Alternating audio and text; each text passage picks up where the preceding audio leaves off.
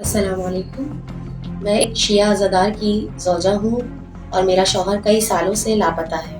گزشتہ ہفتے ہم تمام متاثرہ خانوادوں نے کور کمانڈر کے آفس کے سامنے ان کی وعدہ خلافی کے خلاف ایک احتجاج کیا جو وعدے مقتدر اداروں نے ہم متاثرہ خانوادوں سے کیے. اس احتجاج میں 20 سے 25 افراد تھے، جس میں خواتین اور معصوم بچے شریک تھے اور 10 سے 12 ہمارے مرد حضرات شریک تھے.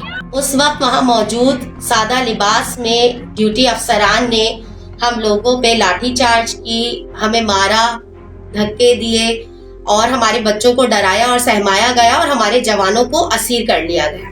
یہاں تک کہ خواتین کی بے حرمتی کی گئی، ان کی چادروں کو کھینچا گیا، جسے دیکھ کر معصوم بچے ڈر گئے، سہم گئے اور رونے لگے. اس کے بعد ہمارے اس احتجاج کے دوران اٹھائے گئے اسیروں کو 8 گھنٹے تھانوں میں رکھا گیا، انہیں زدوکوب کیا گیا.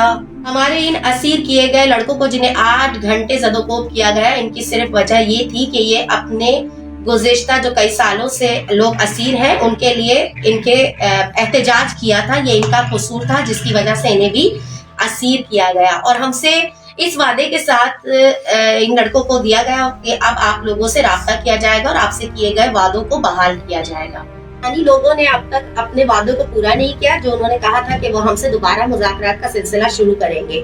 تو اب ہم نے یہ فیصلہ کیا ہے کہ ہم ایک پریس کانفرنس کریں گے، ہنگامی پریس کانفرنس، جس میں ہم ساری حقیقت کھول کے رکھ دیں گے کہ یہ ہمارا کوئی جذباتی فیصلہ نہیں تھا.